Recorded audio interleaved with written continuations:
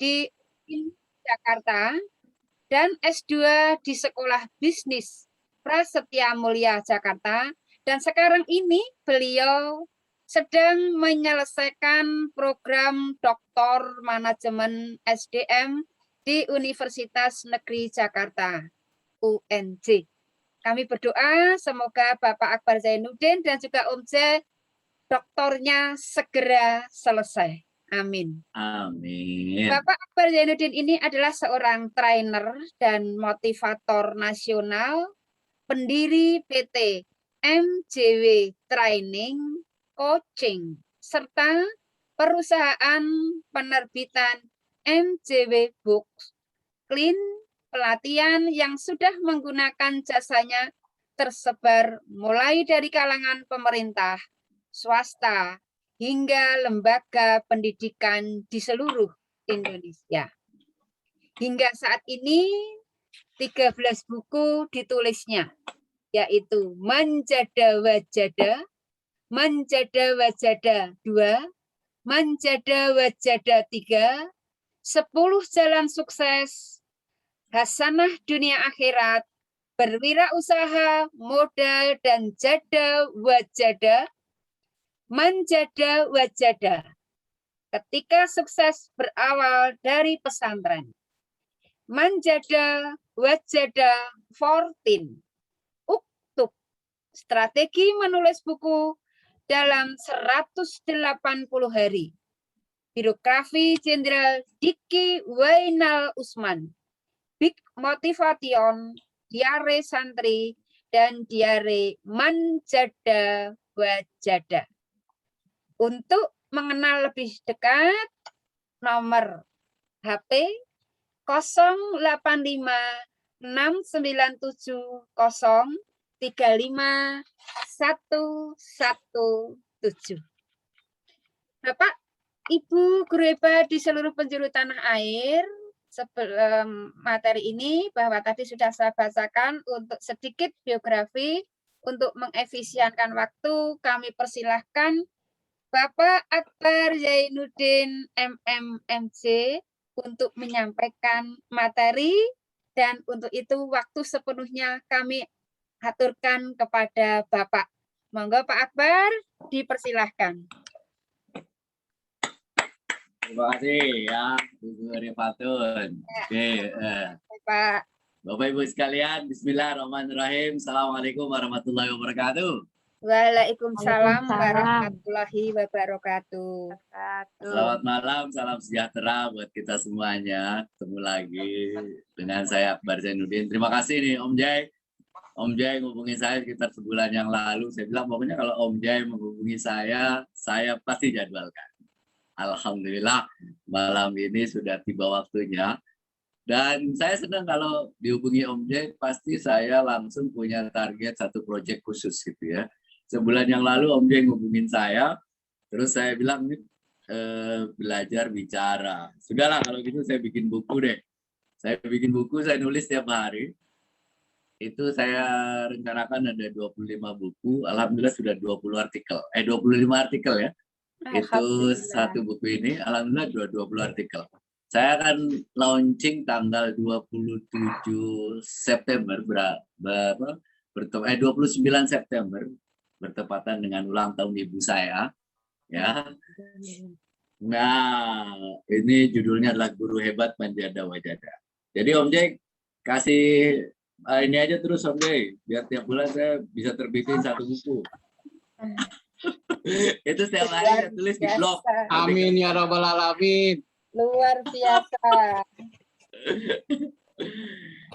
Jadi itu pentingnya ini judul ini ya, dari pintar menulis menjadi pintar bicara.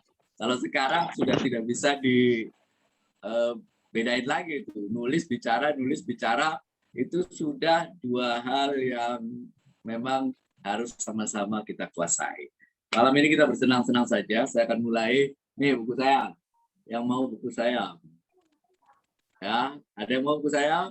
Uktub, panduan lengkap menulis buku dalam 180 hari. Ya, silahkan. Nih ya, boleh dibuka mic-nya yang mau buku saya. Ya, 5 kali ngomong dengan cepat tanpa berhenti. Oke. Kalimatnya adalah kepala digaruk, kelapa diparut.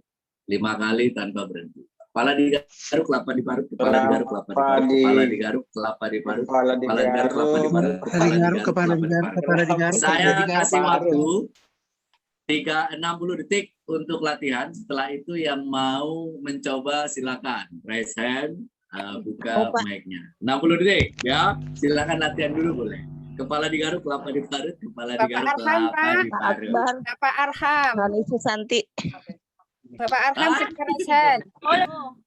Oke, Pak Boleh Arham, ya, habis itu Ibu Santi. Pak Siap. Arham, raise hand. Ya, Oh, Pak enggak. Arham. Silakan Pak Pak Arham Arham. raise hand dari tadi. Iya. Silakan Pak Kayaknya- Arham buka mikrofonnya. Kayaknya tangannya kepencet itu. Tapi Bu senyum-senyum Santi ini kalau Pak gitu. Arham. Bu Santi, Pak Bu Arham. Santi mana Bu Santi? Bu Santi. Oke, Pak Arham mau coba? Bu Santi dulu kalau gitu. Silakan Bu Santi. Pak Arham Belum, sudah Silakan siap. buka belum mic-nya. bisa, belum. Oh, belum. Siapa lahir, dulu? belum bisa. Bu Santi Saya dulu. dulu. Habis Bu Santi, Pak Oh, Rusli. siap. Makasih Pak Akbar. Satu. Bismillahirrahmanirrahim. 1, 2, 3. Kepala digaruk, kelapa diparut. Kepala digaruk, kelapa diparut. Kepala digaruk, kelapa diparut. Kepala digaruk, kelapa diparut. Kepala digaruk, kelapa diparut. Oke, udah. Mohon maaf salah ya. Tidak boleh ada kesalahan sedikit pun dan terlalu lambat. Oke, Pak Rusli sekarang. Pak Rusli, Bismillah. silakan. 1, siap. Kelapa diparut, 1, ntar lu, ntar. 1, 2, 3.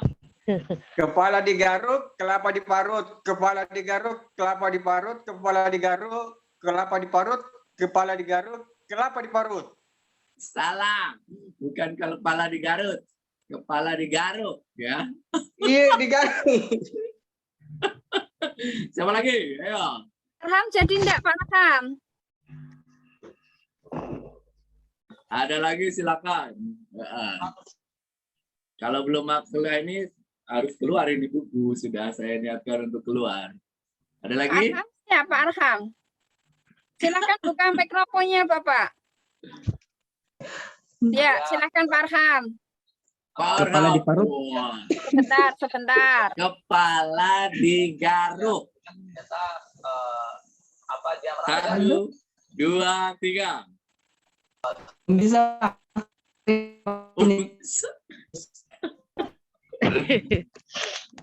Oke, siapa lagi? Justina, Pak. Tabrani Lubis. Malera. Pak Tabrani Ibu Lubis. Justina, Pak Iya. Tabrani. Mencoba dulu. Oke, Ibu Justina, boleh. Silakan. Assalamualaikum. Ya. Waalaikumsalam. Bismillahirrahmanirrahim. Saya Pak ya, Kepala. Oke. Ini siapa? Berani. Oh, Pak Tabrani. Oke, Pak Tabrani dulu, habis itu Bu Justina deh. Oke, ya. Oke, silakan. Bismillahirrahmanirrahim. Allahu Akbar. Kepala digaruk, kelapa diparut. Kepala digaruk, kelapa diparut. Kepala digaruk, kelapa diparut. Kepala digaruk, kelapa diparut. Kepala digaruk, Maaf. kepala diparut. Kepala digaruk, kelapa diparut. Kepala digaruk, kelapa diparut. Kepala digaruk, Maaf, Pak Digaruk. Tabrani. Belum benar. Kepala digaruk, kelapa Masih diparut. salah. yang benar nih, Maaf, aduh. Pak Tabrani. Bu Justina. Parut. Ayo bicara. Kepala Bu digaruk, Justina, kelapa silakan. diparut. Kepala Bener, digaruk, Pak, kelapa kepala diparut. Kepala digaruk, kelapa diparut. Kepala digaruk, kelapa diparut. Kepala digaruk, Sama saja, kelapa Pak. diparut. Pak. Pak Akbar, Maaf, salah, Pak Tabrani. kenapa salah? Bener nih. Oh, tadi Kepala salah. digaruk, kelapa diparut. Kepala Ya. digaruk, kelapa diparut. Kepala Ya. digaruk, kelapa diparut. Kepala digaruk, kelapa diparut. Kepala digaruk, Oke. kelapa diparut. Kepala Pak. digaruk, Pak Akbar dengarnya Garut. kepala digarut. kepala digaruk. Kelapa, kelapa diparut. Mo- Yang ini benar Pak Tabrani, tapi mohon maaf yang tadi salah. Tidak Ah, boleh ya, ini salah benar. sama sekali. Benar ini. Ya. Alhamdulillah. Tapi yang Makasih, dapat, Pak.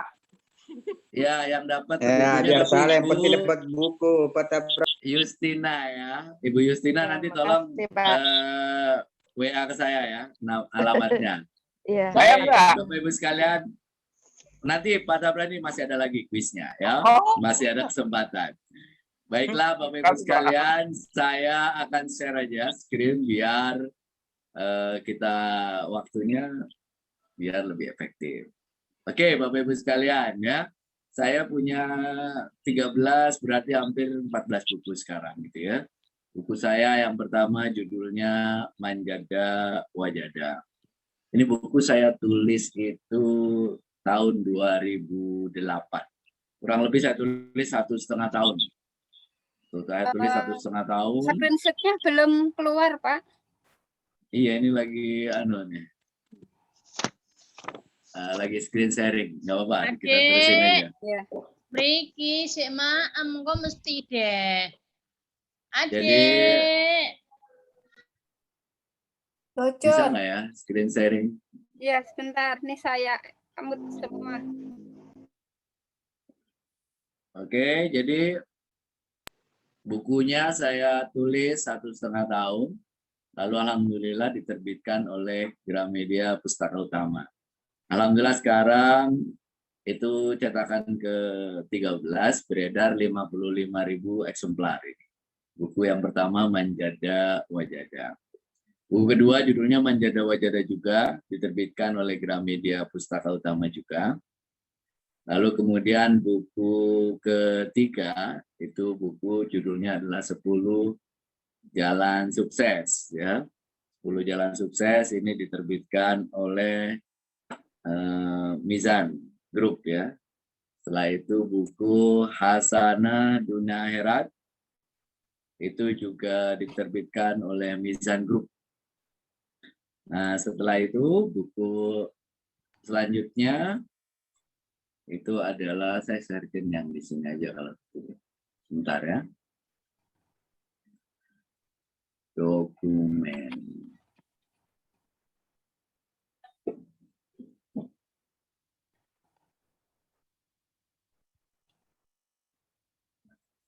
Judulnya adalah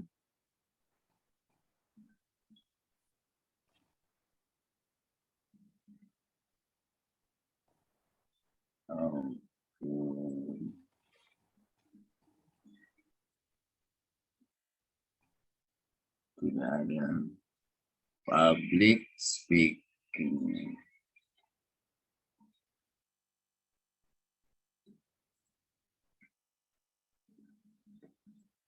Jadi saya tuliskan buku yang kedua judulnya Manjada Wajada 2. Terus saya tuliskan lagi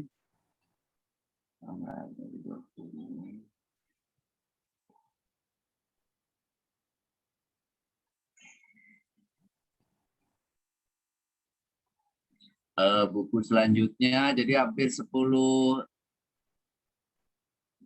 buku ya. Atau Ibu Rifatun boleh dibantu share screen yang file tadi, bisa nggak? Sebentar.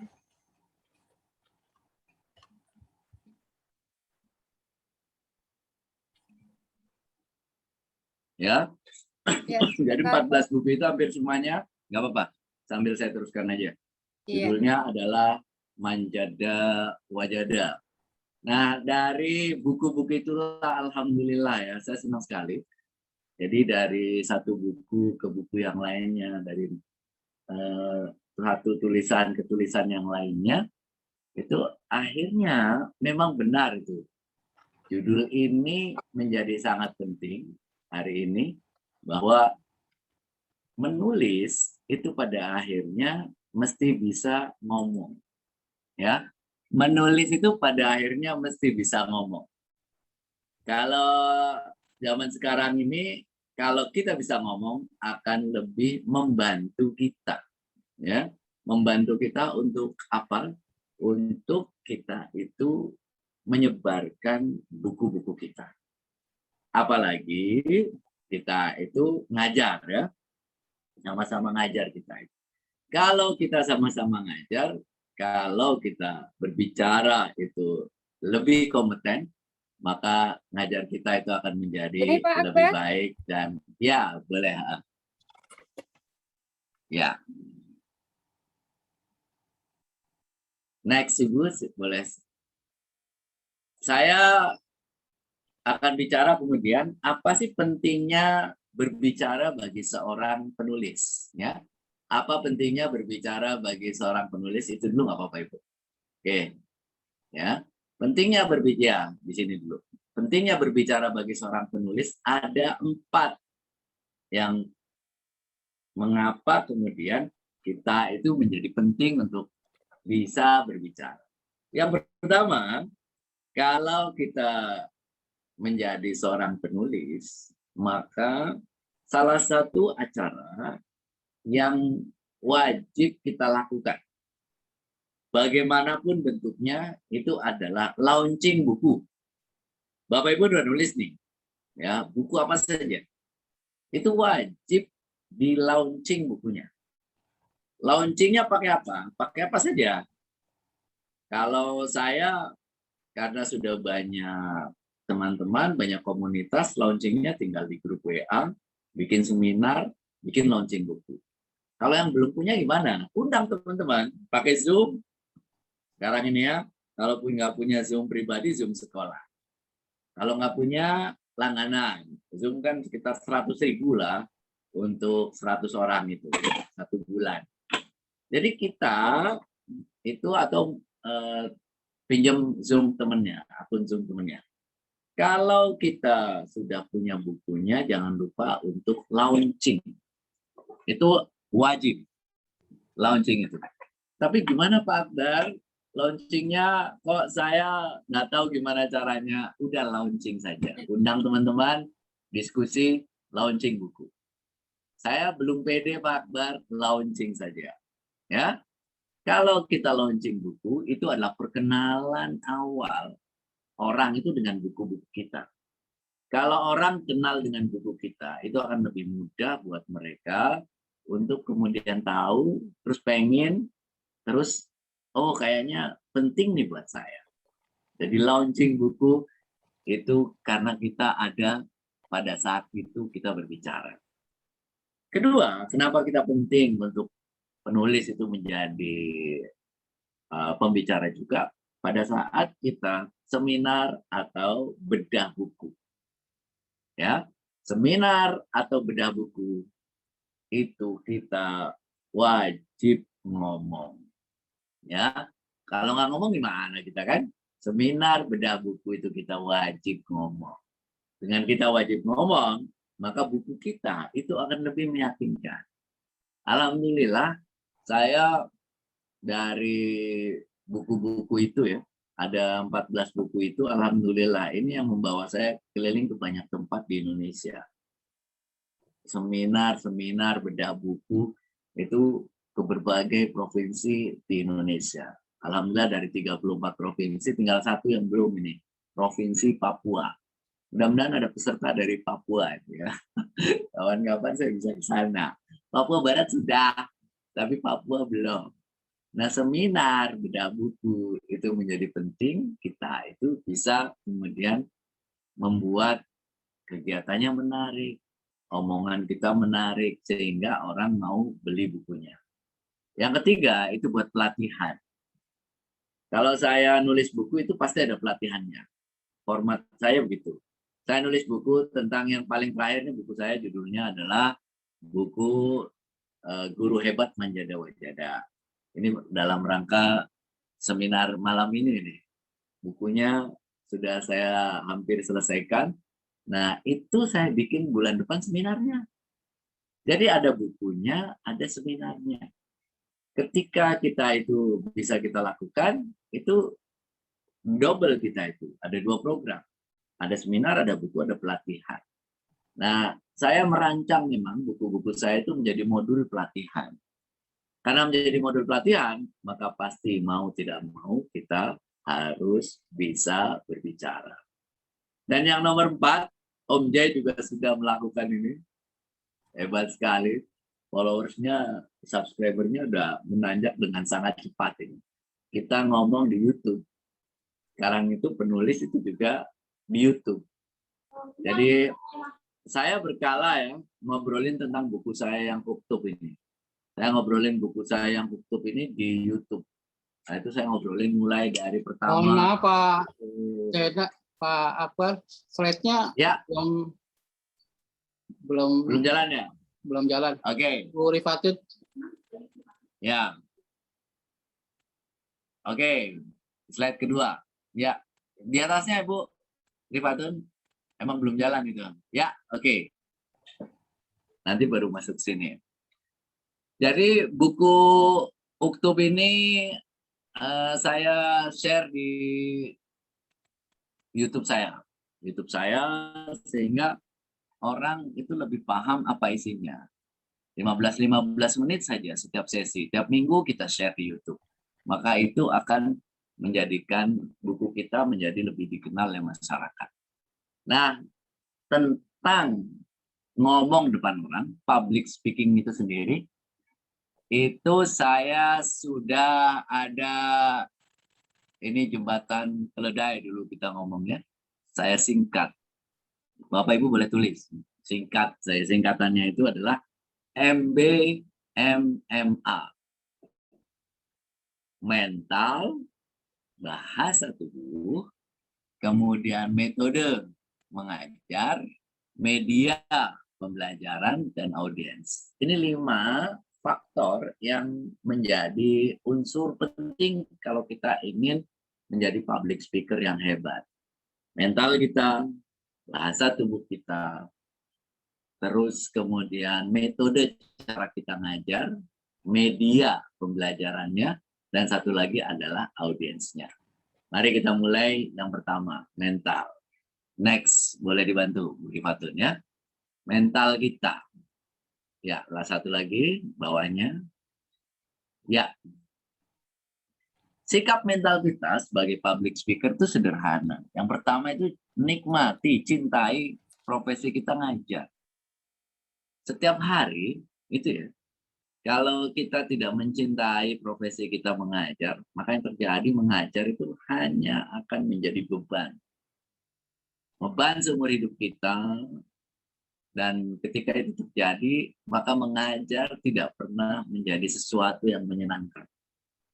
Maka mengajar itu menjadi sesuatu yang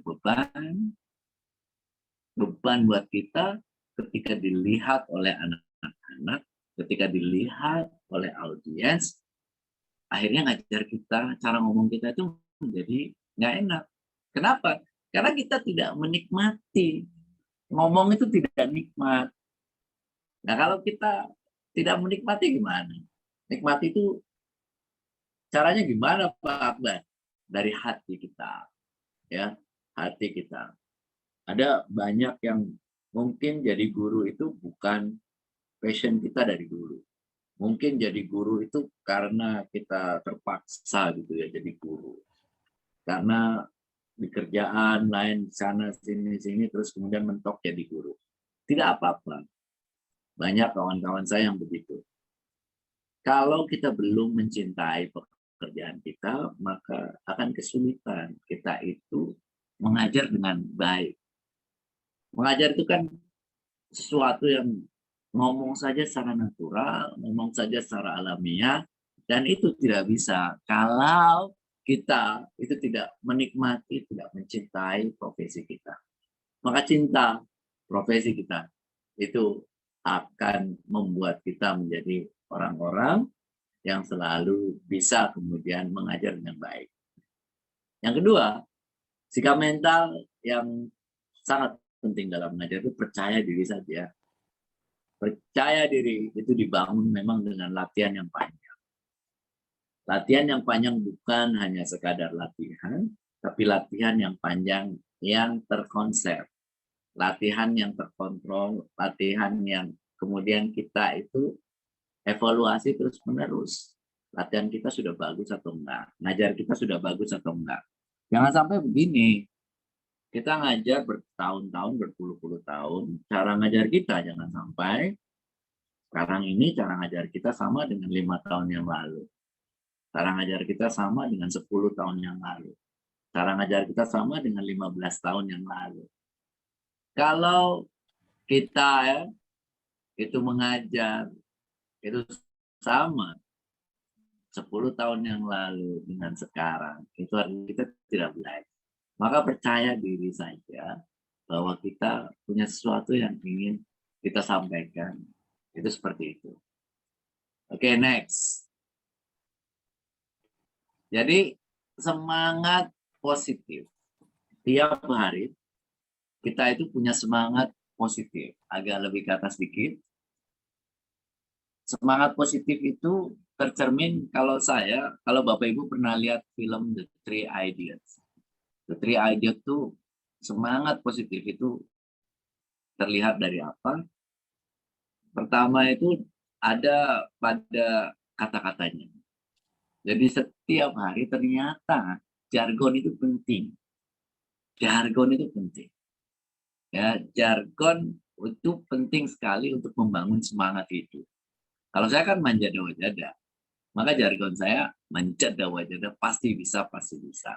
Bangun tidur, itu ya, bangun tidur itu saya sebelum melakukan aktivitas apapun, saya ngomong dengan keras dulu, manja dawa-jada pasti bisa. Jadi sebelum saya ngajar gitu ya, sebelum kita masuk kelas, itu harus ada dalam diri kita, pasti bisa, pasti bisa. Ada keyakinan yang itu diucapkan. Jadi Bapak Ibu coba pikirkan satu jargon, oke? Satu jargon yang itu akan menjadi jargon positif Bapak Ibu.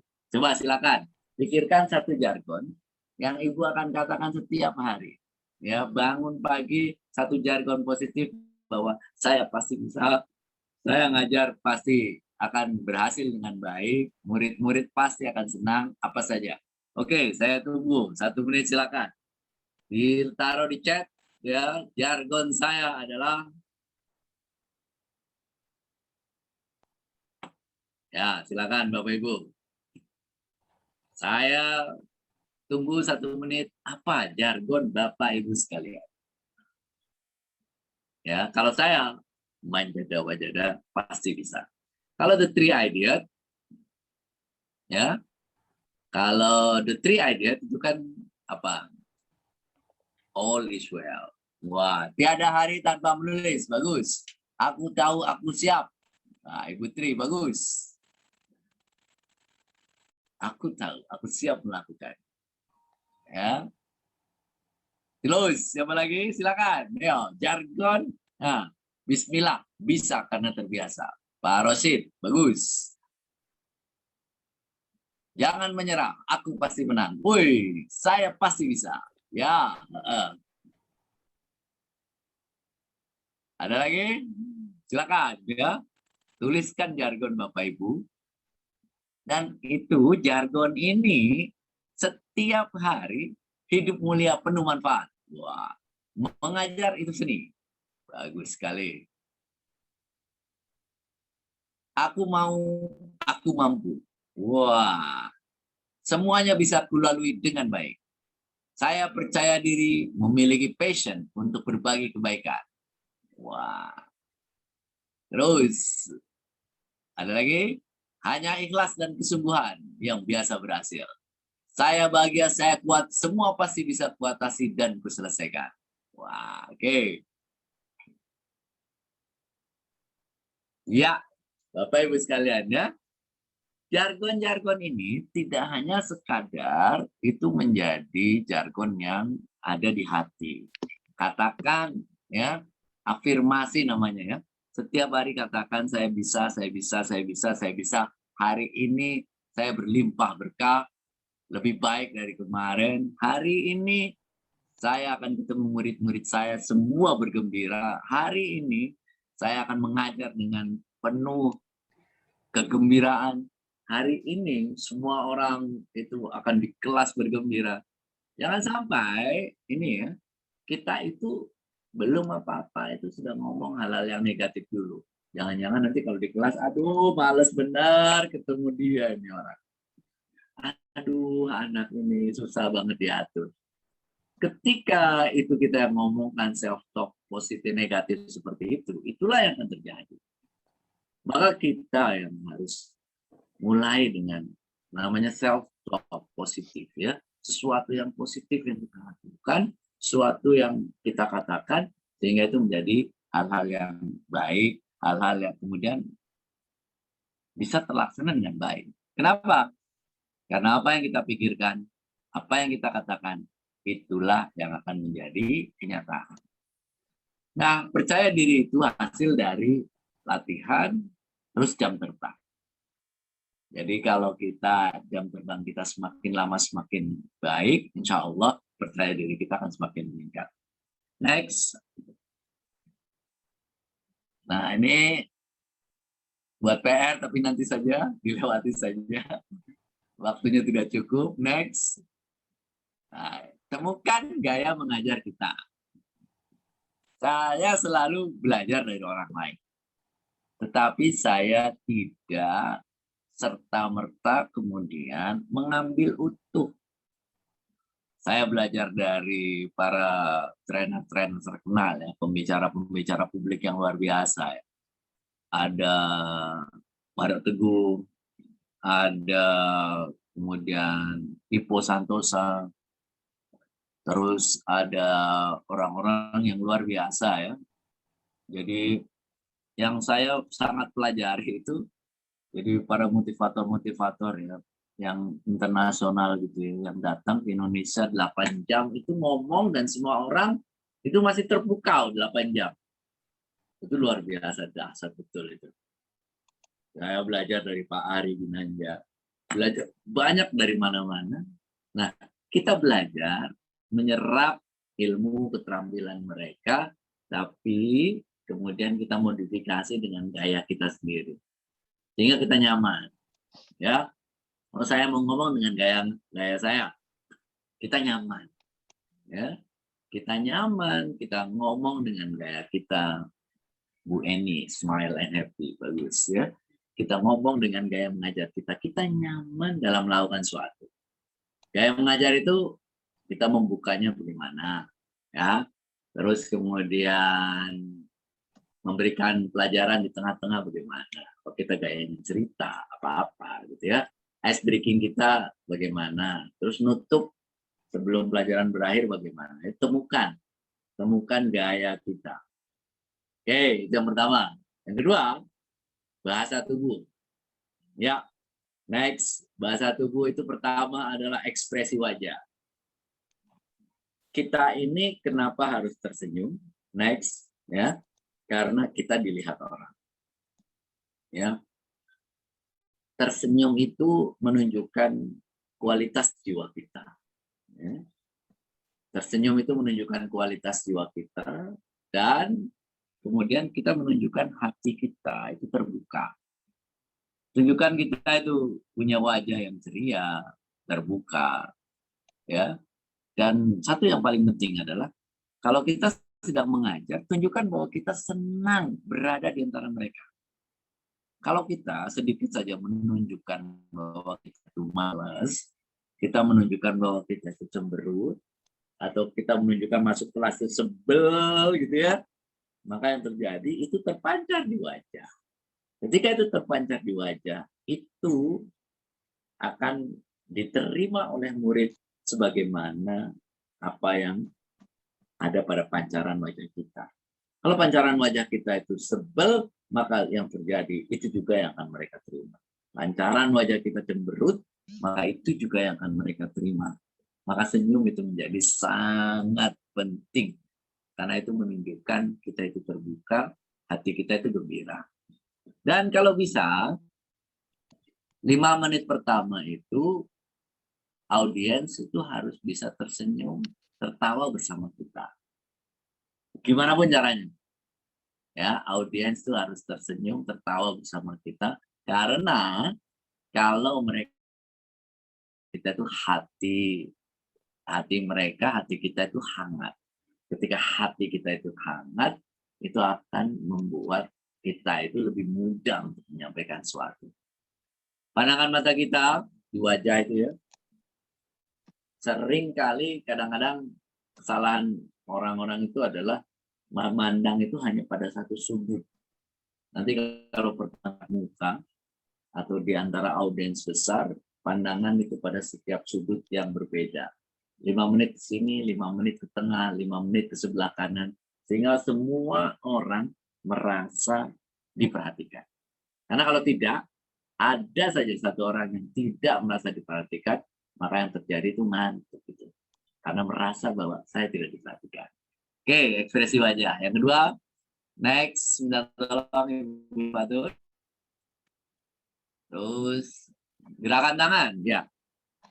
Biarkan gerakan tangan gerak bebas. Ya. Nih yang perlu dihindari.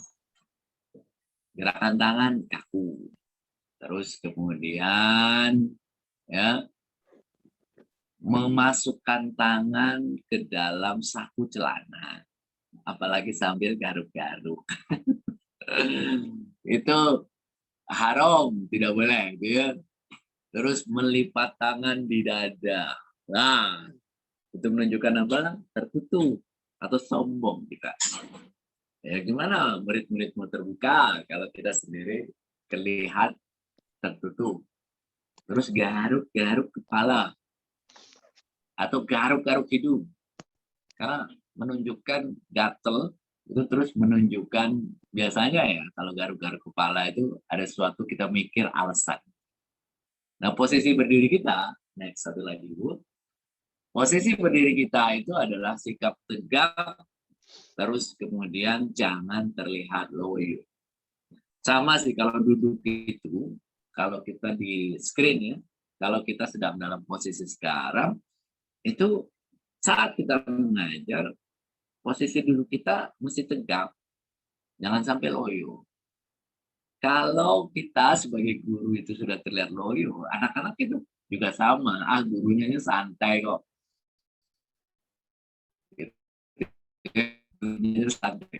Tapi kalau kita tunjukkan semangat, maka audiens itu akan terbawa. Karena menular itu. Semangat itu menular. Oke, berikutnya. Iya. Pergerakan tubuh di kelas adalah bergerak menguasai kelas kanan kiri gitu ya, mendekat. Nah kalau ada ini penting ini, kalau ada audiens yang nanya jangan hanya sekadar di depan tapi tunjukkan bahwa kita memberi perhatian, entah dengan tangan kita atau maju satu langkah mendekat sehingga dia merasa bahwa effort dia, upaya dia untuk memberi jawaban, upaya dia itu untuk kemudian berpendapat itu kita hargai.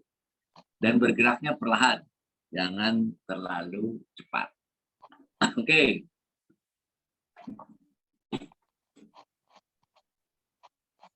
Selanjutnya adalah intonasi suara. Intonasi suara tidak boleh monoton. Karena kalau monoton, itu orang mendengarnya itu seperti alunan musik yang membuat orang ngantuk. Ya, itu volumenya naik, kadang volumenya turun. Ya, kapan kita cepat, kapan kita lambat, itu kita atur sehingga itu kita audiens itu punya mendengar itu punya variasi. Yang paling banyak ditanyakan nih, Pak Akbar, saya itu terlalu cepat berbicara. Gimana caranya? Biar mengatur agar kecepatannya berkurang. Nah, kalau kita pengen kita mengatur biar tidak terlalu cepat bicara, satu kalimat kasih koma. Ya, jangan langsung bicara terus-menerus. Kalau satu kalimat kasih koma, terus berikan 1-2 detik ya, agar audiens mencerna apa yang kita bicarakan, teruskan lagi. Ya, teruskan lagi. Nah, metode itu yang kedua adalah bahasa tubuh. Yang ketiga metode dan model pembelajaran. Next Ibu ya. Cara kita mengajar. Saya kira Bapak Ibu sudah mengetahui dengan baik ini metode pengajaran, tapi setidaknya begini sih, kalau metode itu memilihnya ya ada model-model banyak banget, metode-metode banyak banget. Yang pertama, metode itu adalah yang kita kuasai. Satu ya. Yang kedua, metode itu harus bervariasi. Tidak boleh kita mengajar. Ya, di bawahnya sedikit lagi. Ya, di sini ya. Oke, di sini. Tidak boleh kita mengajar itu hanya satu metode dari masuk sampai selesai. Itu tidak bakalan bisa menjadikan itu menjadi efektif. Ya, metode itu harus berubah. Ya, pertama misalnya ceramah. Ceramah kita punya 40 menit. Ceramah 10 menit. Lalu kemudian harus diubah setelah 10 menit itu. Apakah metode demonstrasi, apakah metode drill, apakah metode debat, apakah brainstorming, ya, apakah metode diskusi. Jadi, pertama kita 10 menit, terus ganti metode diskusi, ganti, balik lagi ceramah lagi boleh, sampai kemudian terakhir itu kita punya beberapa metode. Mengapa? Anak-anak itu fokus itu secara maksimal itu 15 menit, itu fokus.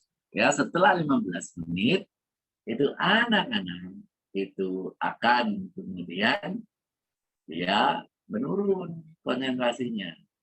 Pada saat dia menurun konsentrasinya itulah kita perlu untuk mengganti metode. Ya. Sehingga apa? Satu, pada saat kita di kelas punya beberapa, oh ini pakai metode ini, metode ini, metode ini, sehingga cara mengajar kita berbeda. Membuat mengajar kita menjadi menyenangkan. Kalau hanya menggunakan satu metode, maka 40 menit akan menjadi 40 menit yang membosankan buat anak-anak, membosankan buat kita juga. Ya, kalau model pembelajaran, ya Bapak Ibu silakan lakukan ya next sesuai dengan Bapak Ibu kuasai dengan baik. Ya, kalau saya paling suka itu yang membangun ada diskusinya. Selalu saya paling suka ya, baik problem based learning, project based learning, cooperative learning itu semua hampir semua saya lakukan dengan diskusi ya. Karena saya pertama itu bisa kemudian melihat feedback, terus yang kedua membangun anak-anak itu untuk terlibat aktif. Jadi diskusi, kemudian brainstorming. Yang penting adalah kita nggak ngomong sendirian. Kita nggak ngomong sendirian selama proses pembelajaran. Oke, berikutnya itu metode pembelajaran.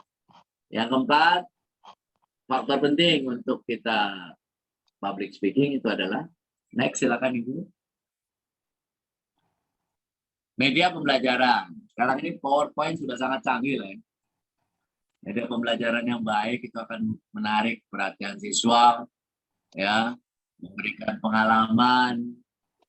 Kita terbatas kan waktu. Tapi kalau kita punya media yang baik, itu membantu orang untuk paham, membantu orang untuk kemudian memahami apa yang dilakukan. Dan terakhir, oke, yang kelima itu adalah, terus next, sekarang pakai PowerPoint lah ya, audience, menguasai audience. Menguasai audiens yang paling utama gaya belajar siswa. Gaya belajar siswa Bapak Ibu tahu ada visual, ada auditory ya. Sini aja Ibu. Ada visual, ada auditory ya di atas. Ke atas saja. Saya akan garis ya ke atas lagi. Visual ya di sini ya. Ya, visual, auditory dan kinestetik. Ada 3 model pembelajaran, gaya belajar siswa. Kalau menurut penelitian itu akan lebih banyak itu adalah visual. Mungkin 50 sampai 60%. Sekitar 30%. kinestetik 10 sampai 20%, rata-rata umum ya. Jadi orang itu belajar lebih banyak dengan melihat. Orang itu belajar lebih senang melihat sesuatu yang warna-warni, sesuatu yang indah-indah, gambar-gambar, ya bagan. Itu lebih banyak yang harusnya kita berikan. Ya, visual itu seperti itu. Nah, auditori itu sekitar 20-30%. Celakanya kita di kelas itu lebih banyak mengajar dengan metode ceramah. Ketika kita mengajar dengan metode ceramah, maka yang terjadi adalah hanya orang-orang auditori yang senang dengan cara mengajar kita. Dan itu hanya 20-30%.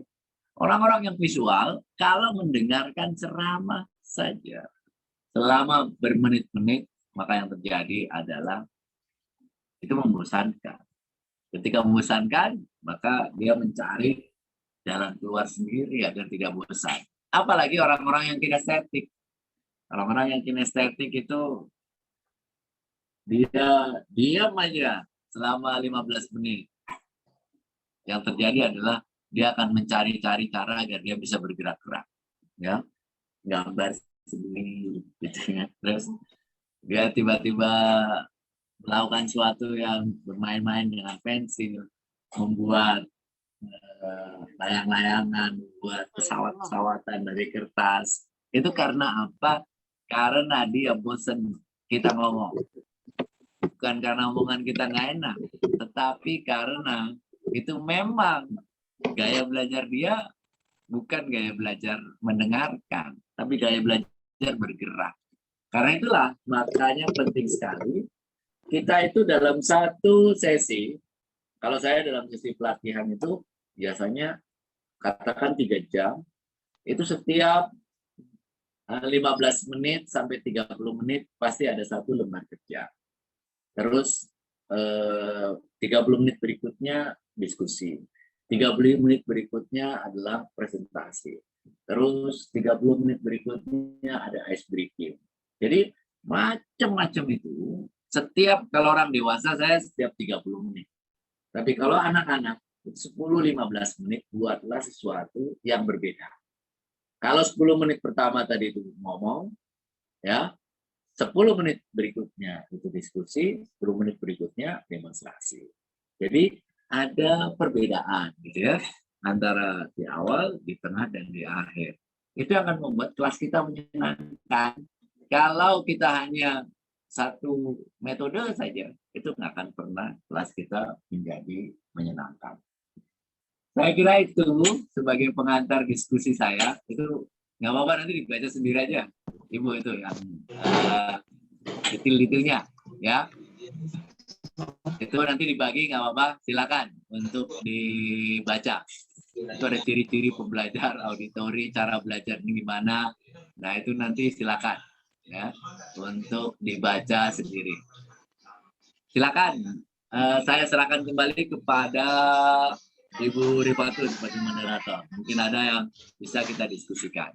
Ya, terima kasih Bapak Akbar Zainuddin MCD yang telah menyampaikan materi.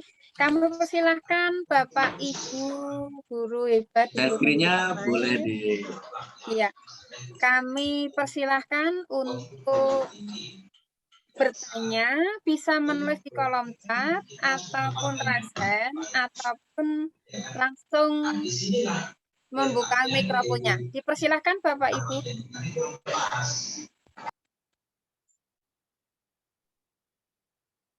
Silahkan. Monggo.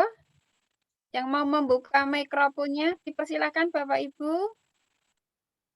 Ini dari kolom chat ada Bapak. Silakan Ibu apa? Ya, dari Ibu Zulratmi, asal Simeulu, Aceh. Wow. Pertanyaan, belajar menjadi seorang penulis bukan berarti harus langsung menciptakan karya buku ataupun novel sastra. Lakukan bertahap sesuai strategi kita masing-masing. Ketika kita masih dalam tahap belajar, boleh saja menulis apapun yang ringan terlebih dahulu. Bisa jadi menulis tentang ringkasan, pengalaman, atau kisah perjalanan hidup. Akan tetapi terkadang kita pintar menulis, tapi kita tidak pintar berbicara. Nah, langkah apa yang harus kita lakukan supaya kita pintar berbicara?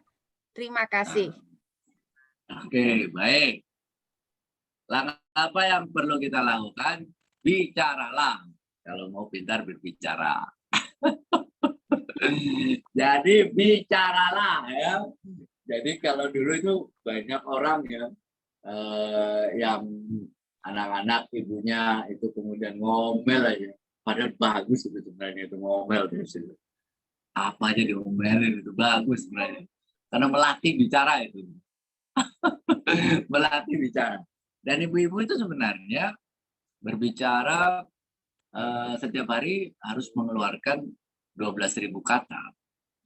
Jadi sudah naturnya ibu itu untuk berbicara.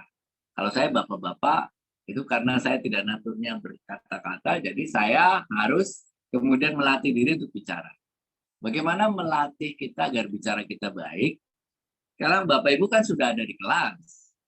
Jadi pertama, mulai besok kalau sedang mengajar, ya itu minta ada satu observer, ya minta ada satu teman yang untuk menjadi observer. Terserah siapa saja temannya. Terus minta untuk dikoreksi. Saya kurangnya ngajarnya. Oke. Yang kedua, ya pas lagi ngajar direkam. Direkam pakai handphone boleh, ya pakai handphone boleh. Terus kemudian setelah direkam kita lihat apa kekurangannya. Sehingga ngajar kita itu tidak hanya dari hari ke hari pokoknya asal ngajar aja, tapi dari hari ke hari kita koreksi nih apa sih kekurangannya.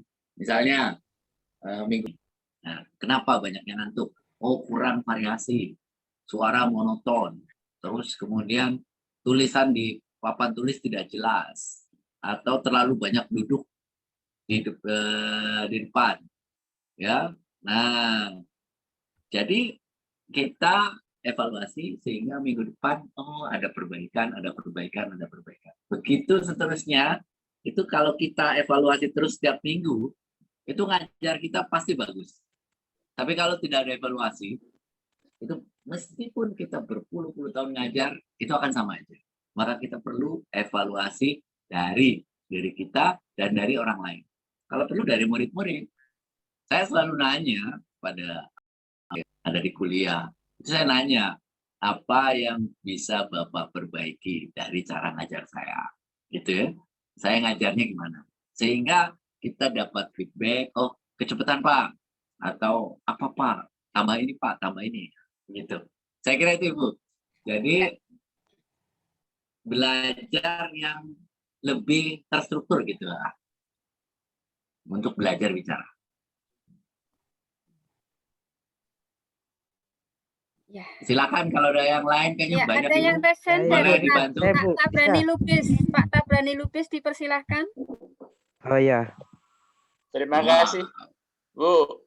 Bapak, terima Ya. kasih. Assalamualaikum warahmatullahi wabarakatuh. Waalaikumsalam. Waalaikumsalam warahmatullahi wabarakatuh. Bagaimana Pak tanggapan Bapak tentang pelaksanaan evaluasi kurikulum K13 ya, yang sebenarnya terus terang saja Pak, kalau kita menganggap murid itu punya rasa ingin tahu, rasa ingin menemukan, terus dengan menggunakan pendekatan pendekatan saintifik, itu ada istilah metode inquiry dan metode discovery kan Pak? Oke, baik. Nah, jadi gini Pak, yang saya heran Pak, murid itu sebenarnya wajib dalam agama itu dikembangkan potensinya. Udah itu gurunya juga bagus, tapi proses pembelajaran banyak sekali tingkat SMA atau SMK, padahal kemampuan dalam dalam literasi atau dalam mengembangkan materi pembelajaran sehingga menjadi suatu skill, misalnya bahasa Inggris. Misalnya kenapa banyak yang belum paham ataupun belum bisa berdialog dalam bahasa. Dan juga begitu juga dengan pendidikan agama Islam, Pak. Banyak sekali orang yang tidak bisa mengaji. Nah, itu bagaimana Bapak melihat evaluasi K13? Itu, Pak. Baik. Ya, makasih, Pak. Assalamualaikum warahmatullahi wabarakatuh. Waalaikumsalam warahmatullahi wabarakatuh. Langsung Bu Rifatun. Ya, langsung Bapak, dipersilahkan. Baik, ini pertanyaan luar biasa ya, Pak Tabrani. Evaluasi K13. Kalau saya staf ahli menteri, saya langsung evaluasi. Amin, Pak. Amin ya Rabbal alamin. Tapi bagi saya begini, Pak. Kalau saya itu gini, ada sesuatu yang di luar kekuasaan kita. Ada yang sesuatu yang di dalam kekuasaan kita. Ya, kita kurikulum itu kan yang menentukan nasional. Itu kan berarti di luar kekuasaan kita. Oke? Ya. Yang di dalam kekuasaan kita itu adalah melaksanakan kurikulum itu untuk anak-anak. Melaksanakan kurikulum itu untuk anak-anak. Jadi, tanggung jawab kita itu adalah bagaimana dengan aturan apapun, dengan perubahan aturan apapun, apa yang kita inginkan untuk anak-anak itu bisa tersampaikan. Pelajarannya sampai, akhlaknya baik, terus kemudian termotivasi untuk belajar, termotivasi untuk mereka menemukan potensi terbesar mereka. Itu tugas kita. Jadi mau kurikulum 13, mau kurikulum nanti 14, kurikulum 15 gitu ya. Mau kurikulum apa saja, oke. Kita sebagai guru, itu ada di luar ini kita gitu ya. Ada di luar apa? Ada di luar kekuasaan kita. Tapi ketika itu datang kepada kita, bismillah. Ya, saya akan beda, lalu kemudian yang saya lakukan adalah ngajar di kelas, terus gimana kemudian setelah saya ngajar dengan kurikulum apapun, mereka termotivasi, akhlaknya baik, terus kemudian potensi mereka berkembang secara maksimal. Jadi kan skill-nya bagus, knowledge-nya bagus, attitude-nya bagus. Nah, itu tugas kita.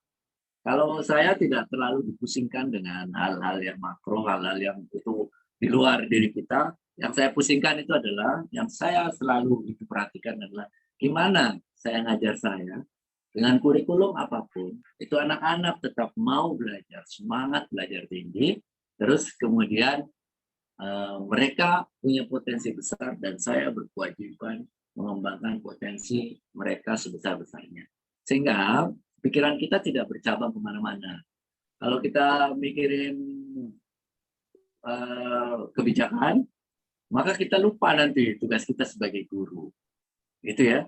Kalau kita mikirin kebijakan, tugas kita lupa nanti sebagai guru. Tugas guru adalah apapun ya, kekurangan, pasti ada. Setiap kebijakan ada kekurangannya. Apapun kekurangannya, gimana dengan kondisi itu, kita tetap bisa memaksimalkan untuk mengajar kita. Memaksimalkan potensi anak, memaksimalkan akhlak mereka, memaksimalkan pengetahuan mereka, memaksimalkan keterampilan mereka. Sehingga itu lebih mudah buat kita, nggak rumit-rumit hidup ini. Kalau saya sih sederhana begitu, Pak. Kalau saya, ya sudahlah, biarlah itu menjadi urusan kebijakan, kecuali kita politisi gitu ya, kita ikutan gitu. Atau pakar, tugasnya pakar lah ya.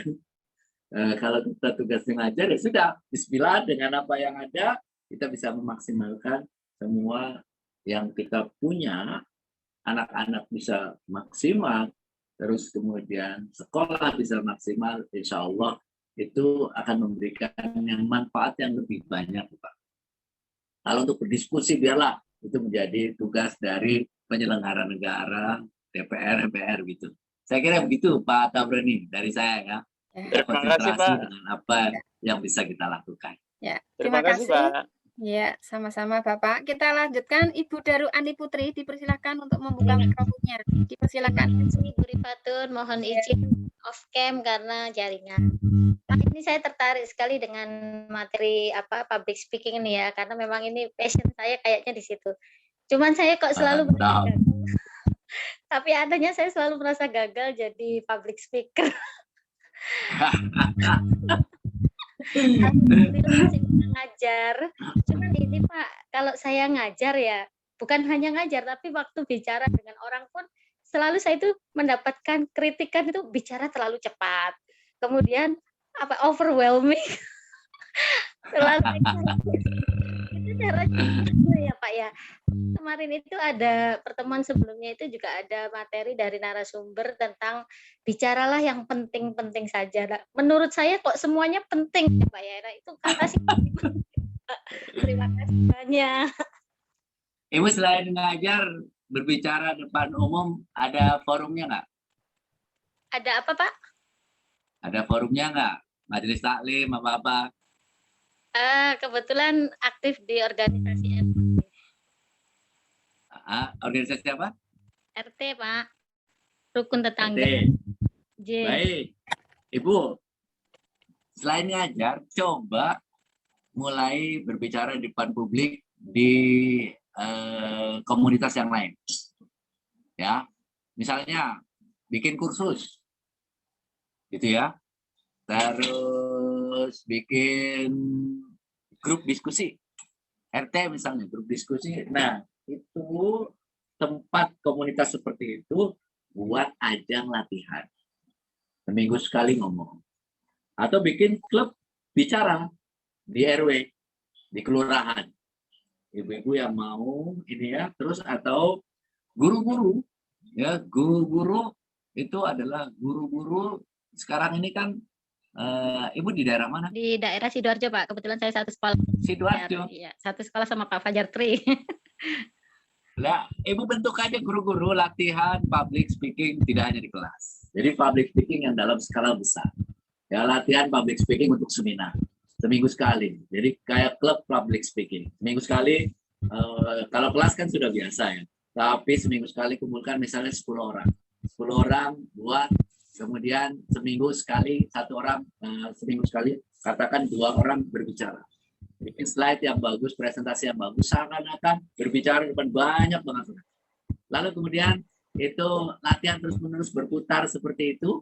Ketika itu dilakukan, itu saya yakin kok kemampuan kita itu akan terus berkembang.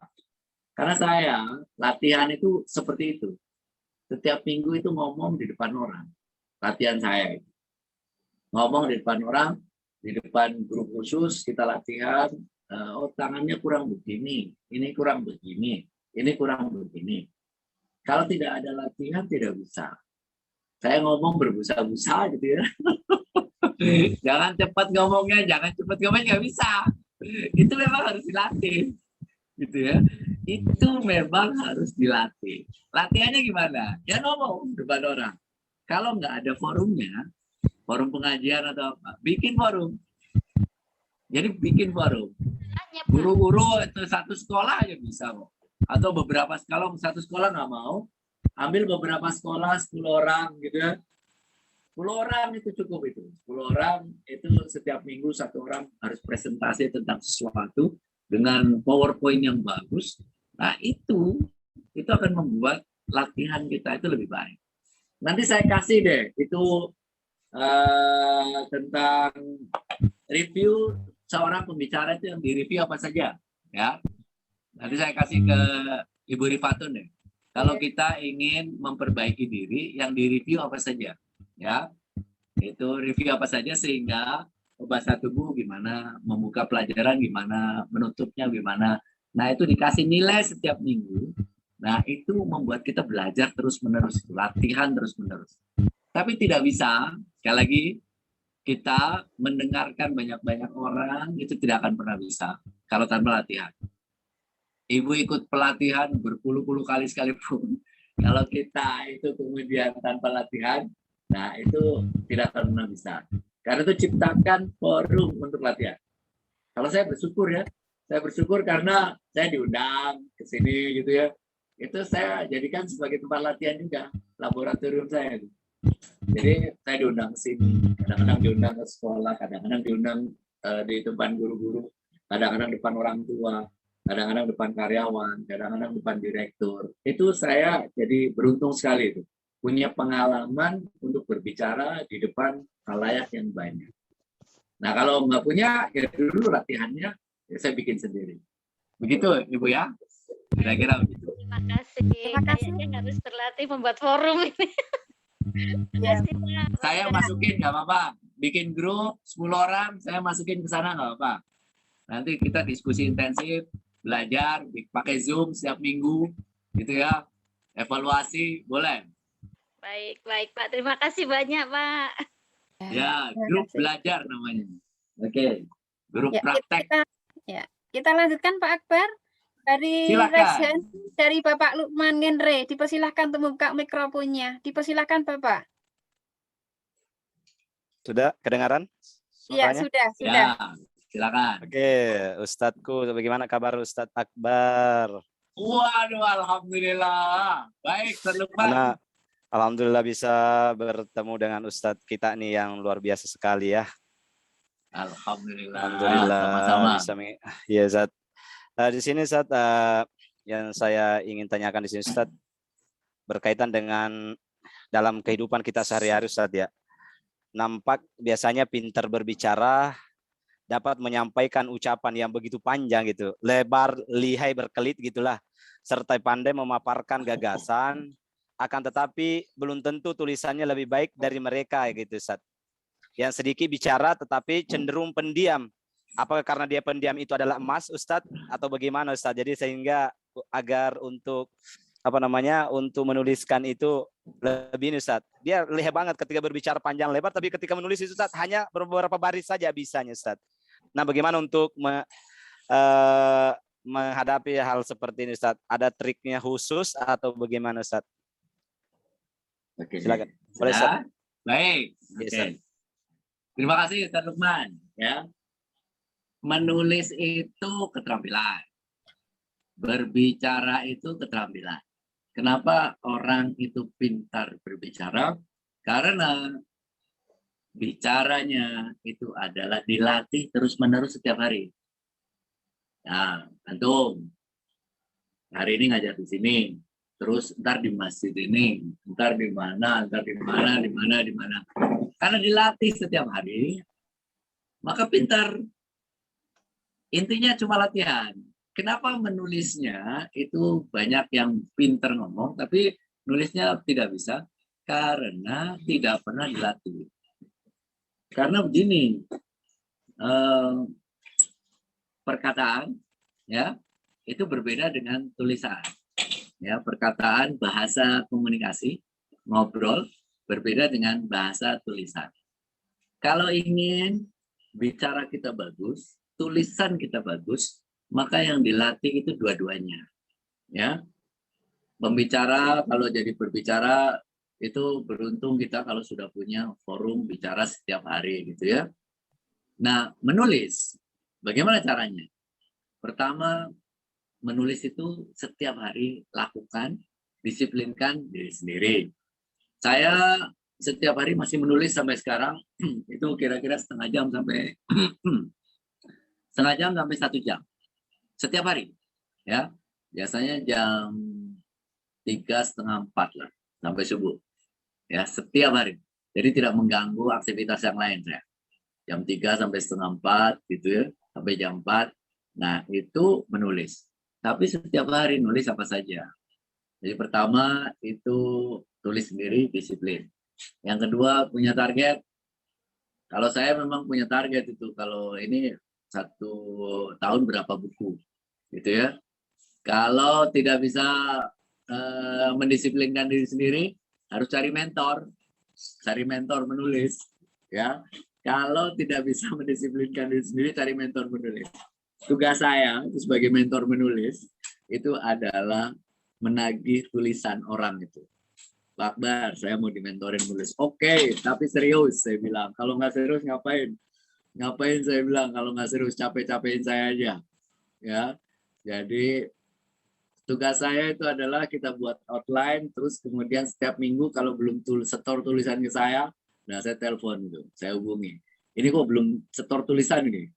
Jadi kalau belum bisa mendisiplinkan diri sendiri, didisiplinkan oleh orang lain. Nggak apa-apa, kita minta orang lain untuk mendisiplinkan diri kita. Nah, itu tugasnya mentor.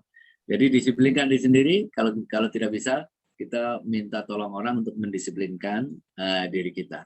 Intinya, setiap hari latihan menulis. Kalau mentok gimana? Kalau mentok ya berhenti dulu, terus kemudian tulis lagi. Mentok lagi gimana? Berhenti dulu, tulis lagi. Begitu sampai kita punya jalan. Ya, kalau kita punya mentok terus berarti kita tidak cukup berusaha. Pokoknya tulis saja, apa saja, tulis saja. Setiap hari kalau buat latihan pokoknya tulis apa saja. Kalau Om J ngajarin kan melihat ada botol, nah, tulislah tentang botol. Melihat ada mouse, tulislah tentang mouse. Keluar rumah, kita melihat ada tukang sayur, nah, tulislah tukang sayur. Terus kita keluar rumah, kita melihat ada orang mau betulin stick PS, kita tulis tuh tentang stick PS. Terus ada orang main pesawat-pesawatan, nah, kita tulis itu orang apa saja kita lihat, kita tulis sebagai sebuah latihan untuk menulis. Saya kira itu, Ustaz Lukman. Saya yakin bisa kok. Tiap hari setengah jam, 1 tahun itu tulisan kita pasti udah jadi bagus. Tapi setiap hari ya. Syaratnya setiap hari. Begitu Ustaz Lukman. Syukran. Afwan. Terima kasih. Kita lanjutkan ke yang lain kepada Bapak Ibnu Muslim SPD MPD. Dipersilahkan Bapak. Ya, Assalamualaikum warahmatullahi wabarakatuh. Waalaikumsalam warahmatullahi wabarakatuh. Ya, saya Ibu Muslim dari Maros, Sulawesi Selatan. Wow, luar biasa. Ya, saya asli di Jawa, tapi tugas di Maros. Jadi sudah 30. Oh, gitu. Ya, baru 39 tahun. Dahsyat sekali. Mengajar 39 tahun matematika. Tapi saya tahu kalau gaya mengajar saya tahu malah dari siswa saya yang sudah lulus. Oh gitu, gimana katanya Pak? Saya kalau memulai mengajar matematika misalnya jurusan lingkaran, ya. Saya tulis adalah E dulu, baru A, baru R, jadi ke belakang. Ah, itu yang selalu diingat aku.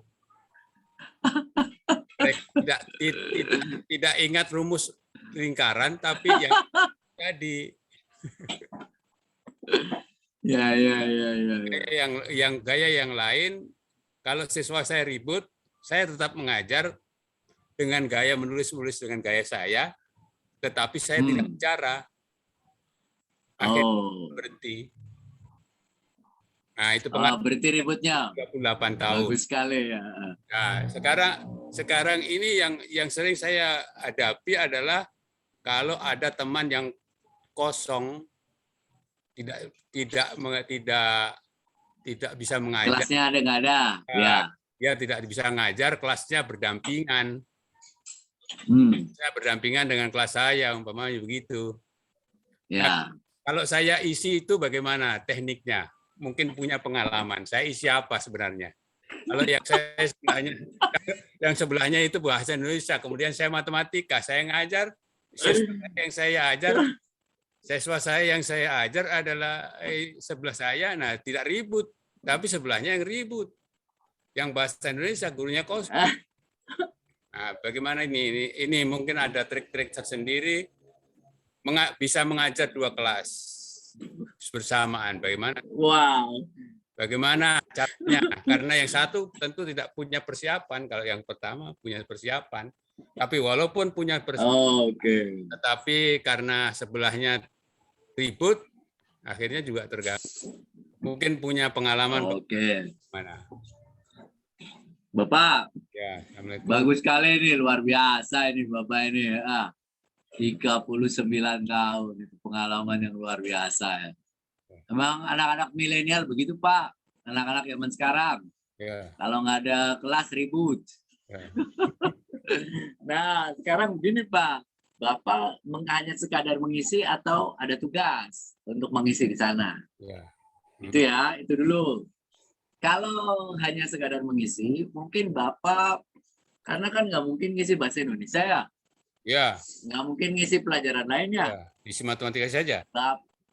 Iya, Bapak kalau gitu gini Pak, Bapak siapkan ya satu sesi tentang motivasi saja yang umum yang tidak ada di ini banyak orang, gitu ya. Bapak siapkan satu sesi pertama ya, sesi mungkin motivasi yang tidak diajarkan banyak orang. Yang kedua, Pak, itu bisa dengan permainan kelompok Pak, namanya team building, permainan kelompok, ya. Dibikin kelompok-kelompok, terus kemudian diajak untuk berlomba. Sehingga mereka sibuk untuk berlomba. Nanti kasih waktu berapa lama, 20 menit, datang lagi, lombanya sudah selesai. Jadi bisa macam-macam Pak. Ya, bisa macam-macam. Yang paling seru biasanya saya kasih lomba begitu Pak. Lomba antar kelompok. Nah, kita nggak bisa ngasih pelajaran lain. Ya. Tapi kita tetap harus membangkitkan semangat belajar mereka kan. Kalau nggak motivasi ya kasih teamwork gitu Pak. Semangat belajar berkelompok sehingga mereka tetap bersemangat untuk masuk kelas. Ya.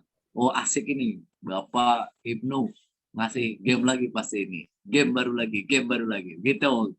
Nah, itu. Gitu Bapak ya. Kira-kira begitu. Bisa satu lagi. Oke, silakan. Saya tahun 2002 itu dulu pernah nulis buku budidaya bandeng dengan memanfaatkan limbah mie instan.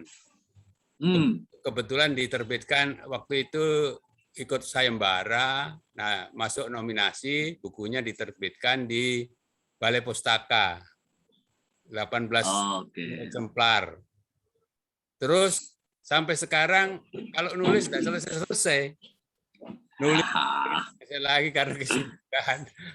Kalau nulis potong. Saya nulis budidaya keong mas, ini baru sepotong. Besoknya lagi, ganti lagi. Kayaknya tidak pernah jadi satu buku. Hanya hanya kira-kira kalau 5 lembar. Bagaimana caranya itu supaya jadi buku?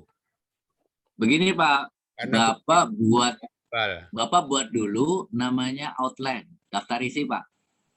Daftar isi dari awal sampai akhir. Ya. Dibuat dulu daftar isinya. Ya. Daftar isi kerangkanya itu dari awal sampai akhir, misalnya ada 20, kalau saya kemarin kan saya tuliskan ada 25 daftar isi. Nah, setiap hari Bapak nulis berdasarkan daftar isi itu. Sehingga walaupun ada kita itu nulis ya tergoda untuk menulis yang lain, daftar isinya tetap kita tulis yang sesuai dengan daftar isi di buku itu. Maka kita targetkan misalnya satu buku 6 bulan selesai. Nah sudah 6 bulan selesai berarti kalau 30 tulisan berarti setiap minggu harus satu. Setiap minggu satu. Kalau tergoda untuk yang lain nggak apa-apa. Tapi yang jelas setiap hari Senin itu kita menuliskan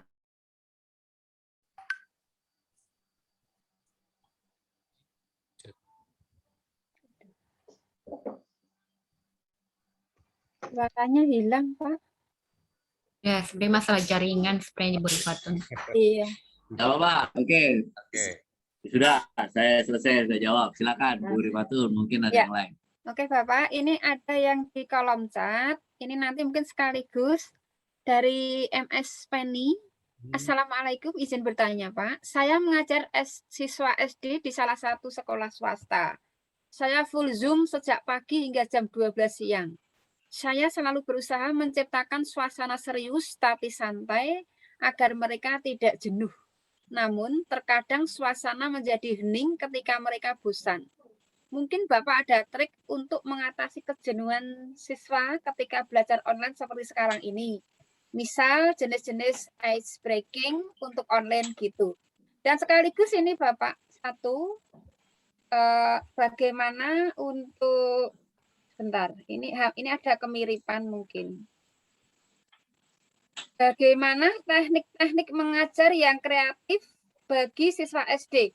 Ini dari Pangihutan Naftali, Limbong. Dipersilakan Bapak, tadi ada 2 ini. Baik, ya terima kasih. Pertama, kalau anak-anak itu kita ngomong 5 menit, harus ada feedback. Feedback itu artinya gini, harus ada, mereka harus punya reaksi.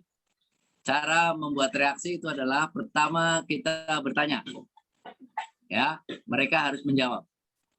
Jadi 5 menit, terus kemudian langsung kemudian kita tanya satu persatu. Oke, sehingga mereka tidak ada waktu untuk kemudian lepas dari pandangan kita. Jadi 5 menit sekali kita kasih satu materi, lalu kemudian kita tanya satu persatu. Biar mereka yang bicara. Jadi gantian, kita 5 menit ngomong, mereka satu kelas 10 menit bicara. Oke? Terus yang saya lakukan tadi, ya, saya ngomong, terus kemudian menuliskan di kolom chat. Jadi selalu adalah setiap waktu tertentu harus ada keterlibatan siswa. Kuncinya itu, keterlibatan audiens. Kalau audiens nggak terlibat, itu sudah pasti itu. Mereka akan mencari cara untuk kemudian menghindar dari Zoom. Ya, karena mereka tidak terlibat. Tapi bagaimana caranya selama kurang lebih 40 menit satu sesi itu, 5 menit ngomong, terus kemudian mereka berbicara. 5 menit lagi ngomong lagi, mereka berbicara lagi. Entah melempar pertanyaan, entah kemudian membuat kuis, entah membuat lembar kerja yang ringan-ringan, entah kemudian ice breaking. Pokoknya keterlibatan siswa itu menjadi sangat penting. Jangan sampai kita ngomong, kalau dewasa nggak apa-apa, tapi kalau anak-anak itu tidak bisa. Ngomong 25 menit kita terus yang ngomong nggak bisa. Jadi 5 menit harus ada feedback dari mereka. Kita tanya mereka, atau kalau misalnya ini ada yang misalnya kita minta, oke, coba kira-kira menurut kamu bagaimana? Ya, jadi ada pertanyaan, ada meminta pendapat. Pokoknya dalam setiap 5 menit sekali itu tidak selalu kita ngomong, tapi kemudian kita selalu meminta feedback, meminta orang pendapat, menjawab pertanyaan, melibatkan siswa. Itu intinya. Kreativitas itu adalah bagaimana kemudian melibatkan siswa dalam setiap proses pembelajaran kita. Begitu, Bapak Ibu sekalian, ya, dalam Zoom seperti ini. Ya, terima kasih Pak Akbar. Ini masih ada 2 yang resen dan di kolom chat. Gimana ini Pak Akbar? Ini sudah waktu menunjukkan tepat pukul 21. Dilanjut atau nggak apa-apa. Dua saya jawab deh, cepat. Ya, kami persilahkan Ibu Munawaroh dari Bali. Dipersilahkan untuk buka mikrofonnya. Untuk poinnya ya. Ibu. Iya, silahkan Ibu. Assalamualaikum warahmatullahi wabarakatuh. Waalaikumsalam warahmatullahi wabarakatuh. Perkenalkan Pak, saya Munawara dari Bali. Saya mengajar di SD, saya mengajar guru PAI khususnya. Saya mau tanya, bagaimana caranya mengajar anak kinestetik yang masih di kelas kecil gitu loh, kelas 1 sampai kelas 3 itu. Terus bagaimana caranya mengajar yang audiovisual itu? Oke, baik. Baik, terima kasih Ibu Munawaroh. Perbanyak praktek Ibu. Kalau anak-anak, perbanyak praktek, perbanyak gerak. Kan kalau gerak itu yang senang, yang lain senang juga. Ada senam lah, nyanyi lah, gitu kan. Ada menghafal pelajaran itu dengan gerakan-gerakan lah. Pokoknya apa saja itu dilakukan dengan gerakan. Ya, jangan sampai dengan duduk, misalnya menghafal nama-nama hari. Yuk kita sambil nyanyi. Nah, atau sambil menuliskan di mana gitu. Jadi selalu bergerak, tidak duduk, tidak menghafal diam, gitu ya. Selalu bergerak seperti itu. Oke. Terus yang visual.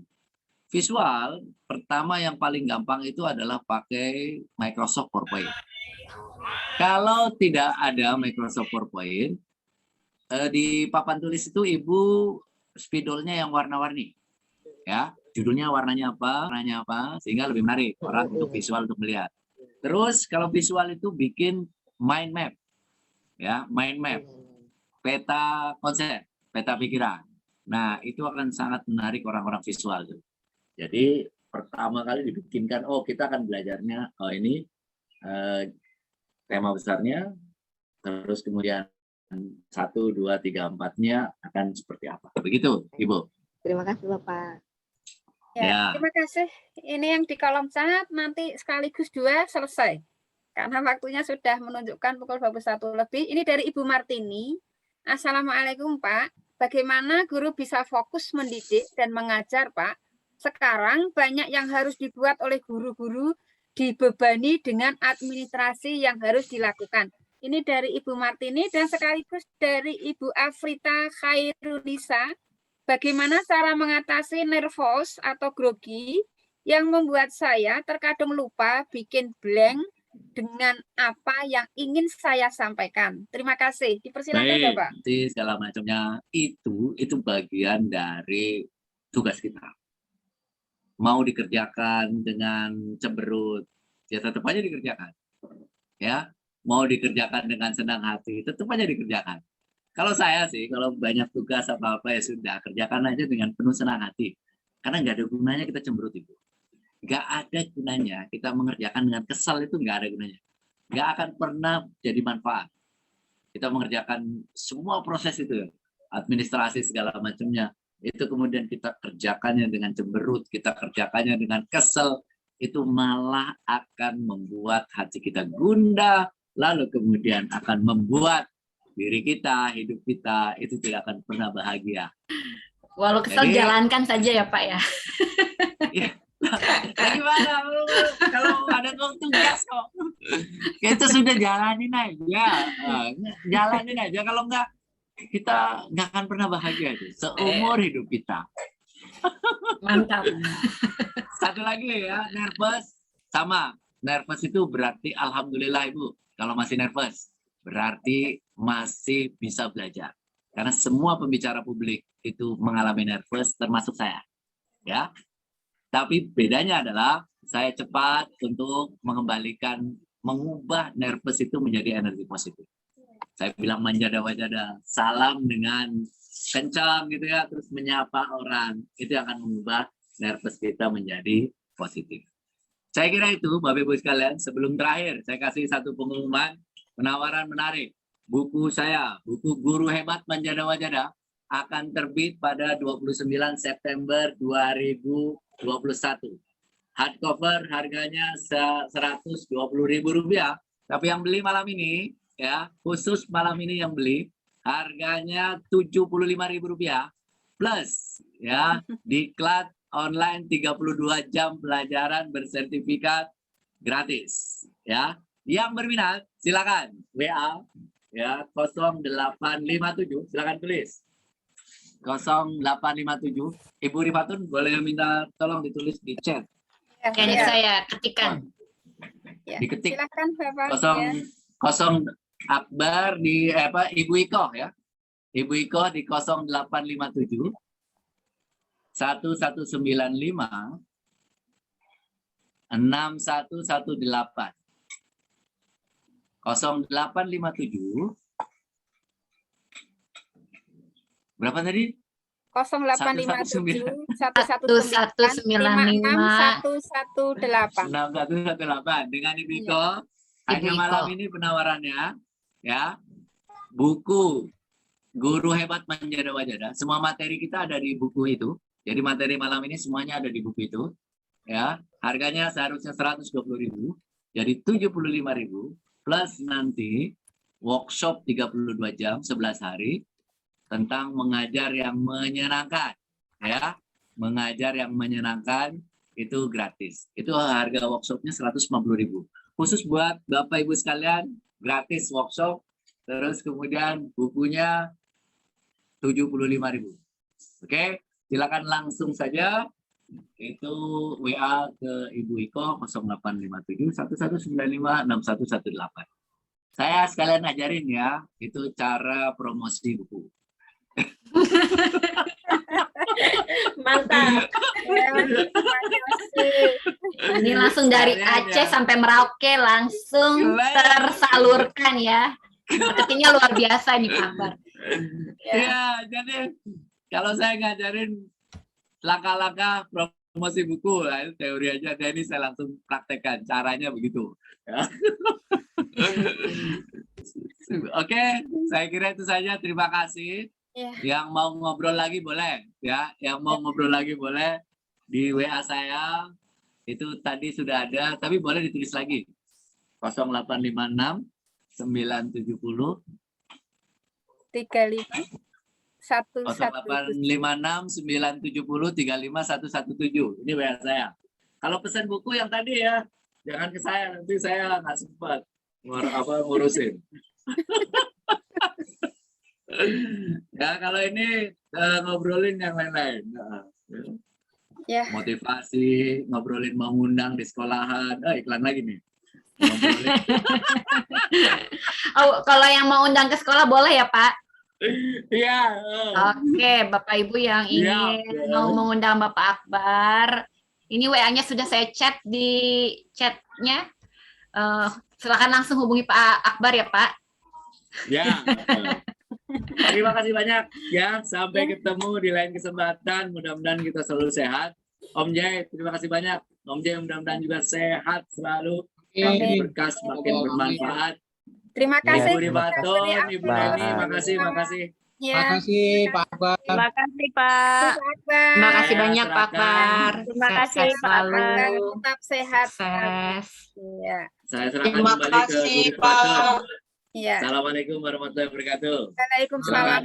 Waalaikumsalam warahmatullahi wabarakatuh. Demikian Bapak Ibu pemaparan materi dan sekaligus pertanyaan yang disampaikan oleh narasumber hebat Bapak Akbar Zainuddin MMMJW yang telah bersama kita selama kurang lebih 1,5 jam yang sangat memukau dan sekaligus mempraktekkan bagaimana cara menjual buku. Begitu ya Pak Akbar ya.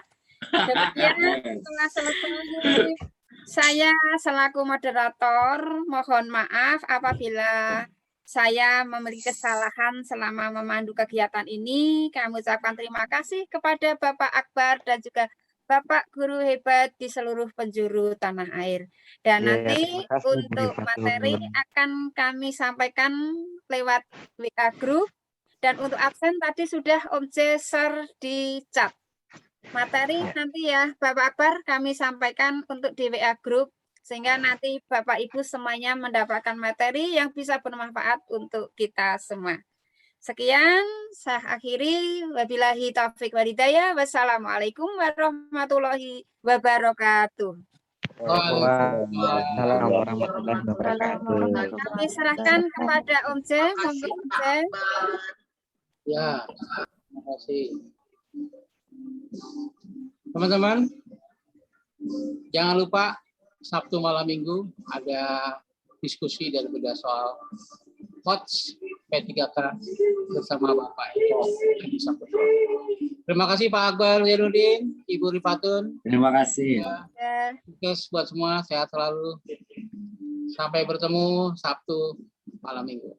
Bye-bye. Assalamualaikum. Waalaikumsalam warahmatullahi wabarakatuh.